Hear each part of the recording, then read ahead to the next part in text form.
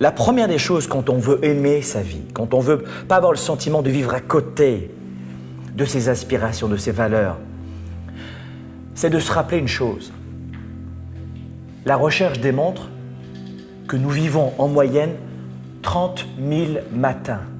Vous avez 30 000 matins depuis votre naissance à vivre. 30 000 matins. Pas 2 millions, 30 000. Combien de matins il vous reste à vivre?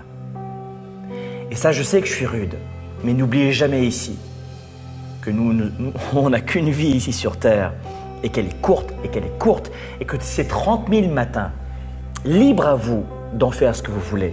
Et chaque matinée, vous décidez. La deuxième des choses, c'est un peu rude ce que je dis. Ah, mais c'est très vrai. Ça fait réfléchir à mon tati. Mais la deuxième des choses, c'est que ça suffit maintenant, basta, de se comparer sans arrêt aux autres. La vie est dure. À quoi vous la comparez? Cessez de vous comparer au voisin. Le voisin, l'herbe est plus verte chez le voisin. Mais ça n'a rien à voir. L'herbe est différente. Cessez de vous comparer aux autres en permanence. Ça, c'est la clé numéro 2.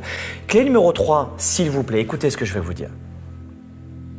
Prenez plus de décisions. Mais de vraies décisions. 80% des actions, des états que nous vivons chaque jour sont en fonction de décisions d'une tierce personne. Ça veut dire, vrai ou faux? Oui. C'est-à-dire que si vous voulez augmenter votre degré de bonheur, il va falloir augmenter votre degré de prise de décision.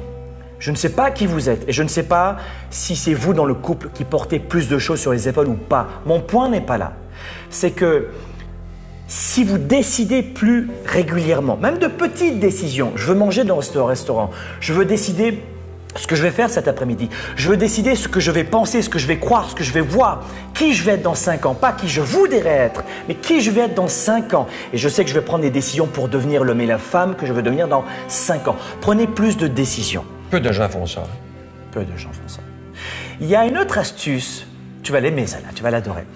Ça, tu le fais, je te connais, tu le fais. Écoutez-moi bien, celle-là, c'est du bonbon. Anticiper les joies à venir. Anticiper les joies futures. Je vous donne un exemple. Ça touche tout le monde. Vous êtes dans les embouteillages. Et là, ça va pas du tout. Et là, tu es dans les embouteillages, tu es en rendez-vous, il t'en peut plus. Oui ou non? On connaît ça, moi.